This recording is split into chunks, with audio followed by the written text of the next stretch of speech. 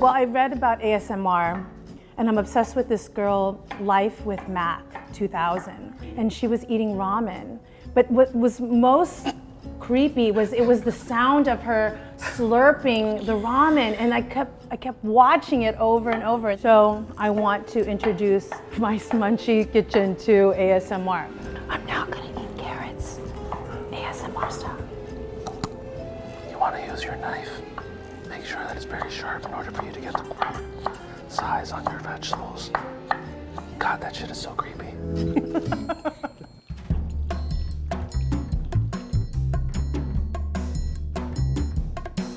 My name is Nicole Ponseca, and I'm the owner of Maharlika, Jeepney, and Tita Babies here in New York City. And I'm also the co-author of I Am a Filipino, and This Is How We Cook.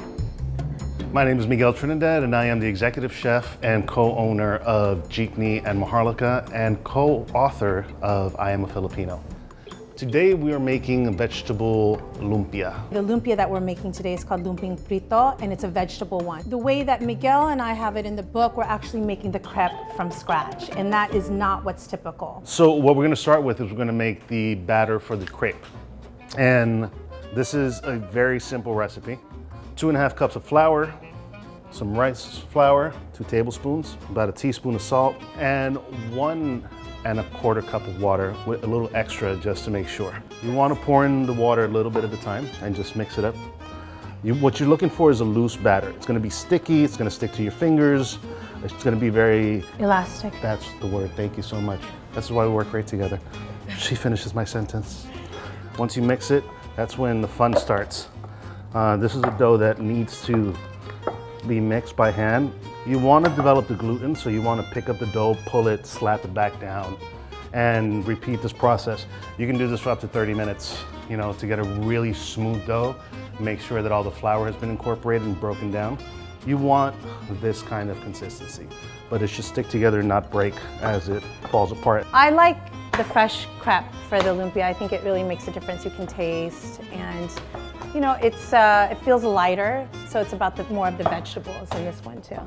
And as it sits and as you play with it, it'll get smoother. The lumps will disappear. This is the fun part. There you go.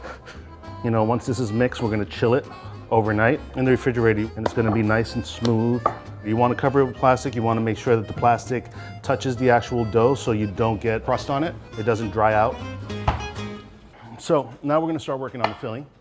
We have some carrots, Spanish onion, Japanese sweet potato, mung bean or bean sprouts, Napa cabbage, and some firm tofu. Now, if you don't find these ingredients, you're more than welcome to use whatever you have that's available to you. It'll all work fine. All right, so mince up the garlic. You wanna get that pan going for me? Napa cabbage, you wanna cut it very thin. I grew up in the Lower East Side, and I started cooking at a very early age. In my household, single mom raising 3 kids, whoever woke up first had control of the television. So I would get up and I would start making breakfast. So I would watch my mom. I remember making eggs, and she woke up, saw me in the kitchen cooking, said, "What are you doing?" I showed her. Once she saw that I could make eggs, she goes, "All right, I'm going back to sleep. Now you can cook for your brother and sister." And that's how it pretty much started. These carrots were peeled through the magic of television earlier today. You want to take your carrots and you want to slice them on a mandolin, and then I stack them up and I cut them into matchsticks.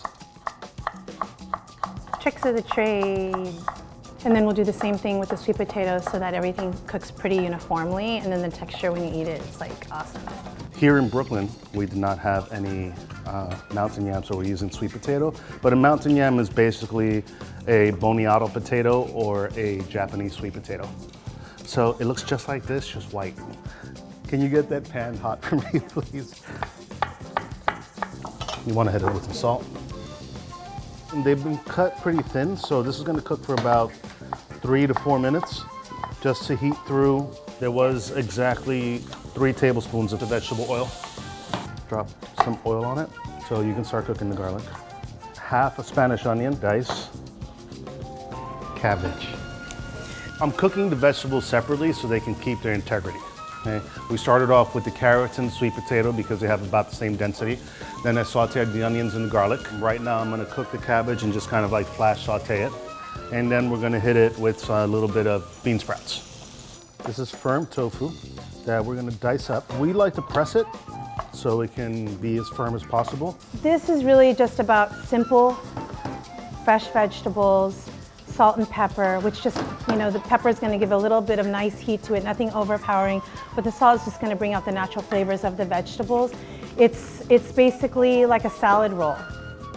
Now, once you mix this, taste it. If you want to adjust the seasoning, you can. If you want to add some chilies to it, you can. There's no rules, it's cooking. Do what you want, do what you feel.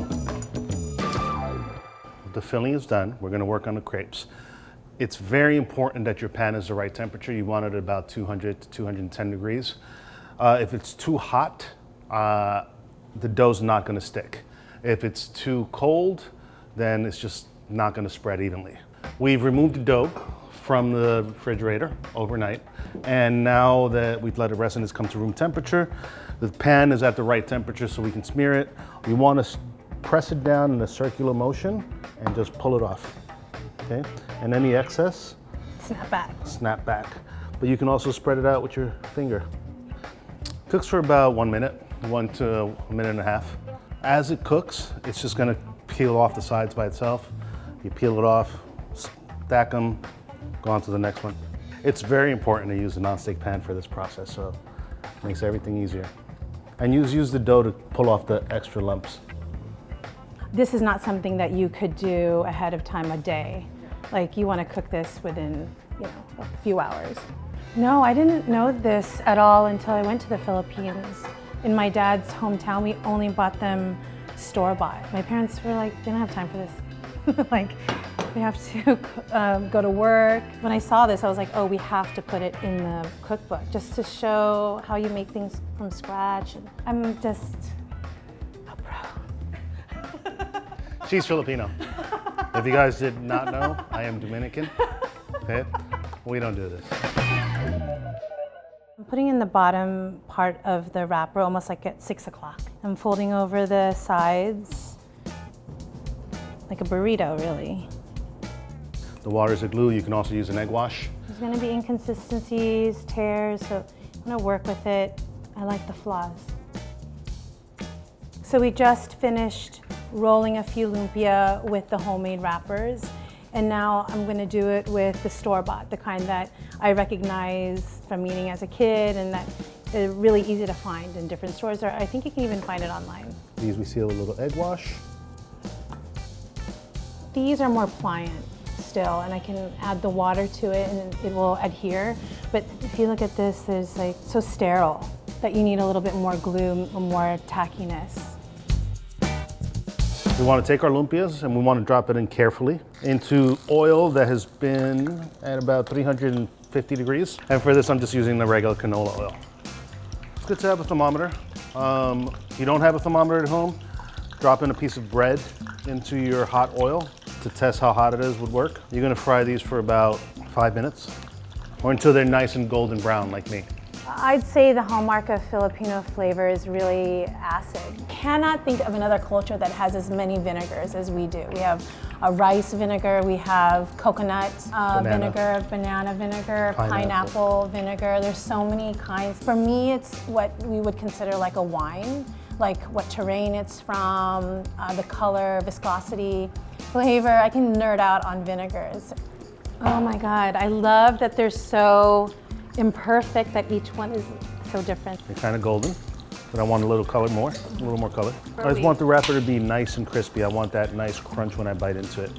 And this is a good, I can feel right now that they are crispy.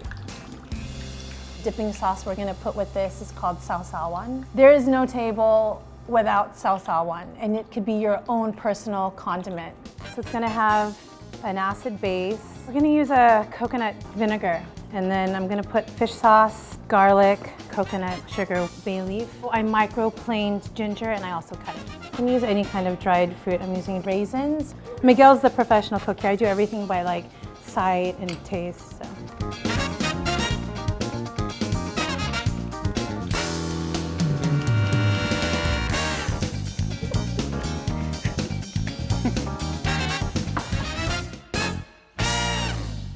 This is what it looks like once it's done. This is how perfect the store-bought wrappers are, and then this is the one that we made. Some blisters, some more imperfections, but I like this one. How's it? Super good? That vinegar's delicious. My God! Super yummy. Smells delicious, tastes even better. So this is what we call pulutan, and it's a whole category of food of dishes that you eat with beer.